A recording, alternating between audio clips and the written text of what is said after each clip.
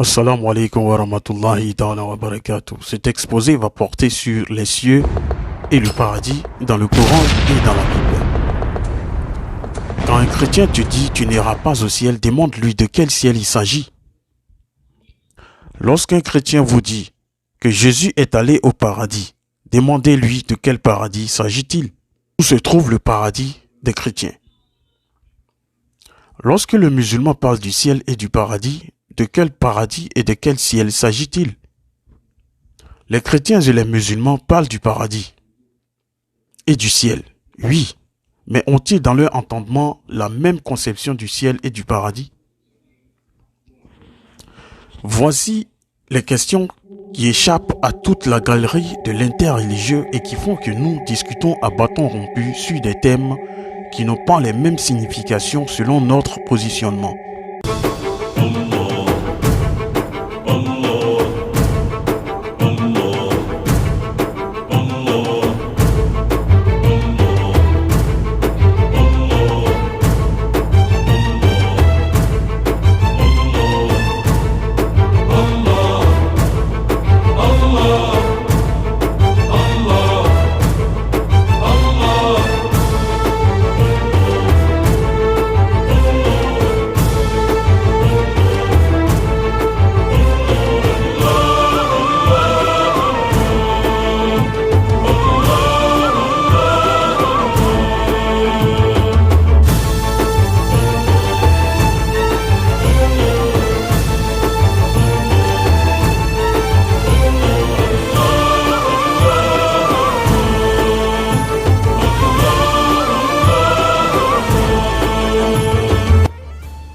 Dans le livre de la Genèse, il est écrit que Dieu créa les cieux et la terre.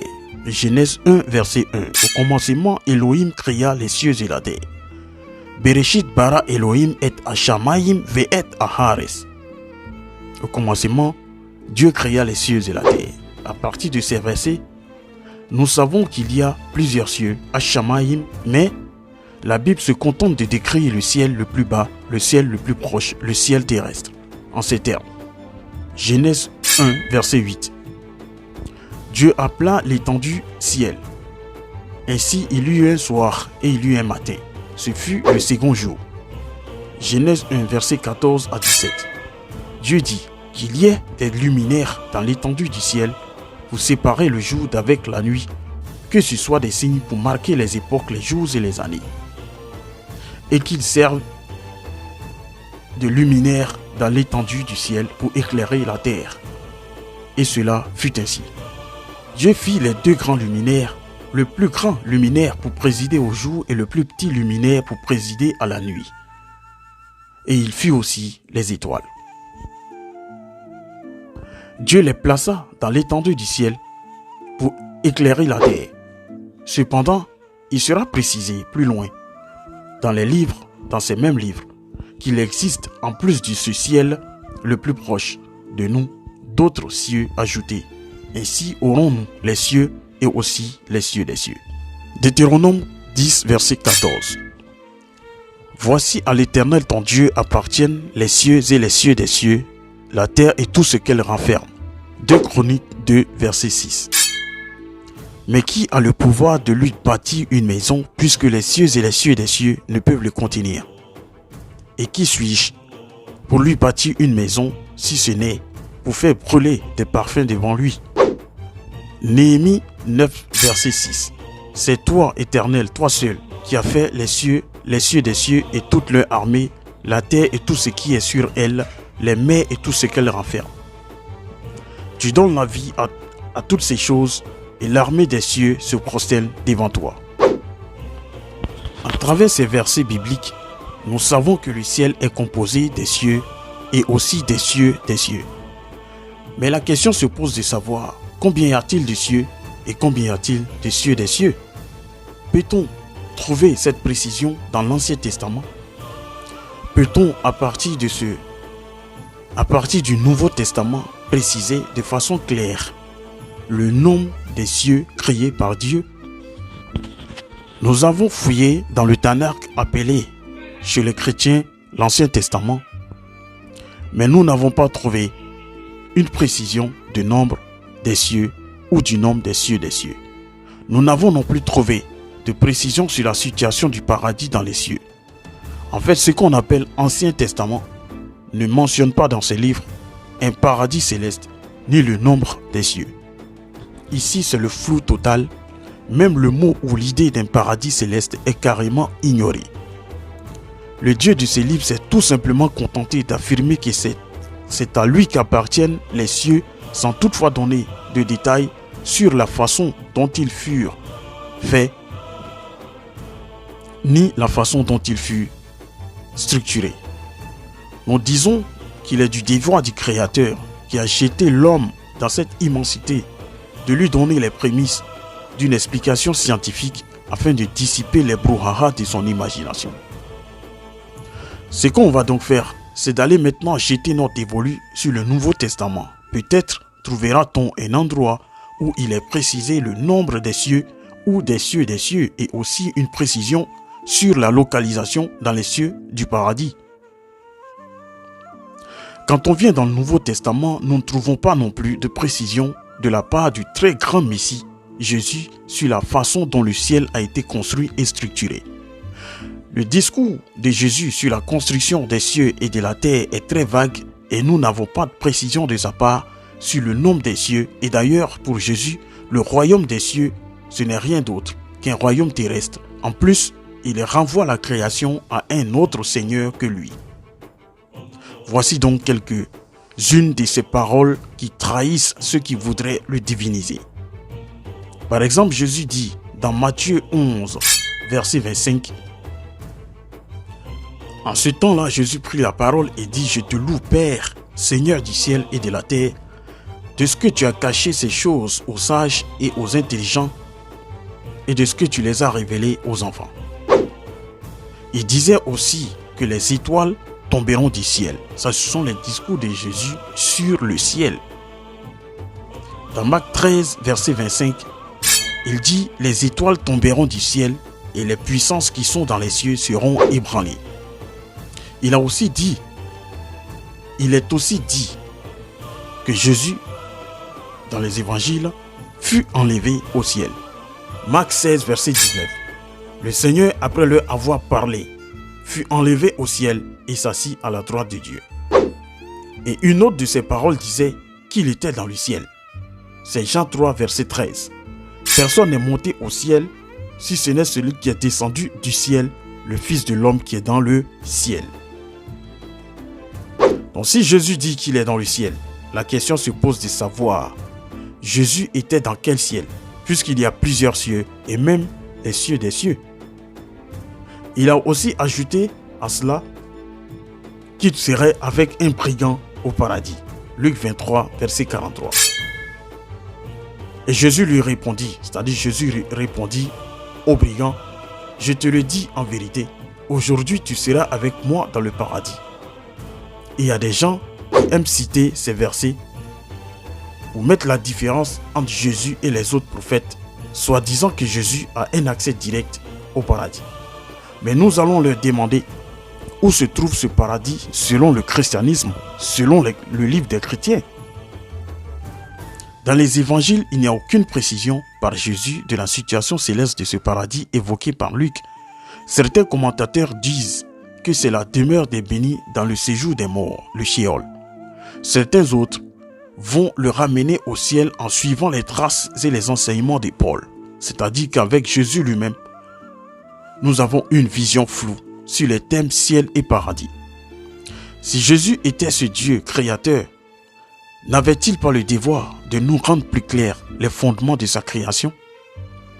Il va falloir attendre Paul pour nous préciser le nombre des cieux dans le christianisme et la situation du paradis par rapport à ces cieux. Dans le livre des Corinthiens, Paul va nous raconter une vision dans laquelle il précise le nombre des cieux dans son livre et la situation de ce qu'il appelle le paradis dans ces cieux. 2 Corinthiens 12, versets 1 à 4. Il faut se glorifier, cela n'est pas bon. J'en viendrai néanmoins à des visions et à des révélations du Seigneur. Je connais un homme en Christ qui fut, il y a 14 ans, ravi jusqu'au 3e ciel. Si ce fut dans son corps, je ne sais. Si ce fut hors de son corps, je ne sais, Dieu le sait. Et je sais que cet homme, si ce fut dans son corps ou sans son corps, je ne sais, Dieu le sait, fut enlevé dans le paradis. Et qu'il entendit des paroles ineffables qu'il n'est pas permis à un homme d'exprimer. Pour résumer ce texte de Paul, nous voyons 1. Une précision du nom des cieux. 2. La situation du paradis dans les cieux. Et nous disons que si la nécessité s'est faite sentir chez Paul de donner des précisions sur des phénomènes qui ne relevaient pas de sa compétence, c'est parce qu'il était aux prises au fou qu'avait laissé Jésus sur ces questions. Jésus n'étant pas suffisamment aguerri pour nous expliquer quoi que ce soit sur les cieux et la terre, voire le paradis, c'est donc Paul qui va nous les expliquer. En effet, Paul dans sa vision précise qu'il y a 3 cieux. Pour lui, le paradis est situé dans le 3e ciel. Donc quand on réfléchit bien, le Fils de l'homme qui est dans le ciel serait peut-être soit au 1er ciel, soit au 2e ciel, ou soit au 3e ciel. En tout cas, selon Paul. Grosso modo, selon cet apôtre, ou selon la révélation qu'il a soi-disant reçue, il existerait 3 cieux et un paradis contenu dans le 3e ciel. Mensonge ou vérité? Ce qui est bon à savoir, c'est que le défi d'une révélation divine ne réside pas dans la révélation des choses terrestres, sensibles et immédiatement présentes dans le quotidien des humains, mais plutôt dans la révélation sur les choses célestes, comme le trône de Dieu, le nombre des cieux, la situation du paradis et de l'enfer, qui sont des choses cachées et dont l'exclusivité relève uniquement de la discrétion de celui qui les a créés. Par conséquent, si dans le Tanakh, il a été dit et précisé qu'il existe les cieux et les cieux des cieux, sans toutefois préciser leur nombre, et que Paul a eu le courage dans le Nouveau Testament de limiter le ciel à 3 cieux et localiser le paradis dans le 3e ciel, nous nous posons la question de savoir ce que représentent les cieux des cieux. Maintenant, nous allons nous pencher sur la révélation coranique pour voir s'il y a encore d'autres horizons à découvrir sur le nombre des cieux et sur la localisation du paradis dans la création de Dieu. Quelles sont les approches coraniques des cieux et de la terre? Comment le Coran parle-t-il du céleste et de ses composantes? Y a-t-il des nouveautés qui pourraient remettre en question la version paulienne du nombre des cieux et du paradis? Dans le Coran, les choses semblent plus se préciser et le discours d'Allah est comme une réponse divine à toutes ces questions existentielles que la gente adamique préfère se poser. Nous allons donc énumérer les versets coraniques qui donnent des réponses précises sur le nombre des cieux et ensuite parler de la localisation du paradis dans la création. Sourate 2, verset 29. C'est lui qui a créé pour vous tout ce qui est sur la terre, puis il a orienté sa volonté vers le ciel et en fit 7 cieux. Et il est omniscient. Donc ici, Allah précise qu'il fit 7 cieux. Sourate 17, verset 44. Les 7 cieux et la terre et ce qui s'y trouve célèbrent sa gloire. Et il n'existe rien qui ne célèbre sa gloire et ses louanges, mais vous ne comprenez pas leur façon de le glorifier. Certes, c'est lui qui est indulgent et pardonneur. Sourate 23, verset 17. Nous avons créé au-dessus de vous 7 cieux, et nous ne sommes pas inattentifs à la création. Sourate 23, verset 86. Dis, qui est le Seigneur des 7 cieux et le Seigneur du trône sublime? Sourate 41, versets 9 à 12. Dis, réunirez-vous et donnerez-vous des égaux à celui qui a créé la terre en 2 périodes. Voilà le Seigneur de l'univers et a placé au-dessus d'elle des ancres l'a béni et lui a assigné ses ressources en 4 périodes, égales pour ceux qui interrogent. Puis il s'est établi vers le ciel alors que celui-ci était fumé. Puis il a dit à celui-ci et à la terre, « Venez de gré et de force. » Ils dirent, « Nous venons et obéissons. » Il fit alors de 7 cieux en 2 périodes et il révéla à chaque ciel l'ordre qui lui revenait. Et nous avons embelli le ciel le plus bas ou le plus proche par des lampes et celles-ci servent aussi de protection. Voilà l'ordre établi par le puissant, l'omniscient. Sourate 65, verset 12.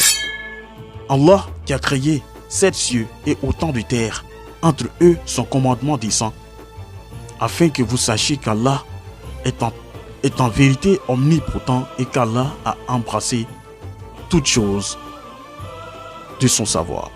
Sourate 67, verset 3.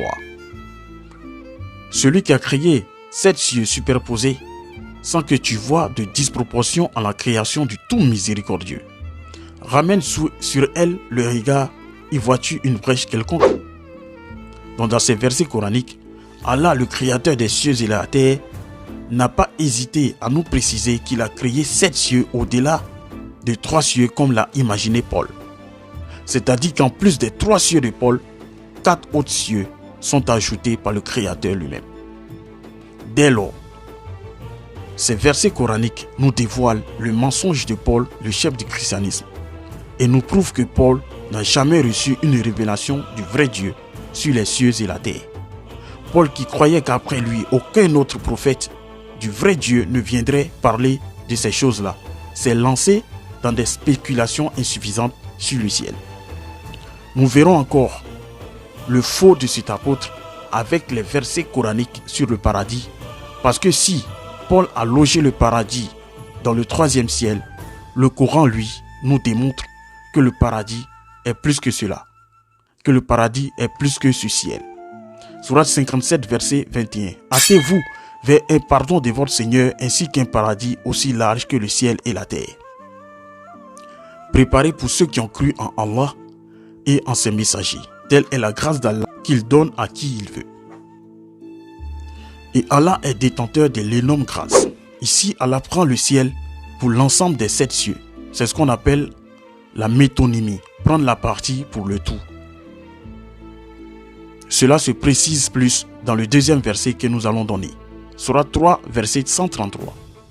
Et concourez au pardon de votre Seigneur et à un jardin paradis, large comme les cieux et la terre, préparé pour les pieux. Le Coran nous précise que le paradis est aussi large que les cieux et la terre réunis. Les 7 cieux et la terre réunis, par conséquent, avec ces 2 versets coraniques, le paradis étant plus large que les cieux et la terre, ce paradis ne peut donc pas contenir dans les 7 cieux, encore moins dans un seul ciel, comme l'a précisé Paul. Nous voilà en face de 2 avis, de 2 révélations. D'un côté, Paul, le patron du christianisme, qui nous dit qu'il a reçu une révélation et qu'il y a 3 cieux et que le paradis des chrétiens se trouve dans le 3e ciel. Et de l'autre côté, nous avons le prophète Mohammed sallallahu alayhi wa sallam qui a reçu une révélation et qui dit qu'il existe 7 cieux créés par Dieu et le paradis ne se trouve pas dans un ciel parce qu'il est aussi large que les cieux et la terre réunis. Les chrétiens diront que c'est Paul qui a raison, tandis que les musulmans diront que c'est le prophète Mohammed sallallahu alayhi wa sallam qui a raison. Chacun tirera le drap de son côté, d'autant plus que cette affaire du paradis céleste n'existe pas dans l'Ancien Testament, chez les enfants d'Israël. Cependant, pour trancher les 2 avis, christianisme, islam, un seul indice s'offre à nous dans l'Ancien Testament. C'est que dans l'Ancien Testament, comme nous l'avons vu, il existe les cieux et aussi les cieux des cieux. Et si nous avons trouvé que le paradis est aussi large que les 7 cieux, nous pouvons dire que le paradis est situé au-delà des 7 cieux et donc se trouve dans les cieux des cieux. Les musulmans et les chrétiens parlent du ciel et du paradis. Nous avons 7 cieux et eux, ils en ont 3. Nous avons le paradis qui se trouve au-delà des 7 cieux. Et eux, ils ont leur paradis qui se trouve dans le 3e ciel. Musulmans et chrétiens parlent du paradis. Mais est-ce que musulmans et chrétiens ont-ils le même paradis? Assalamu alaikum.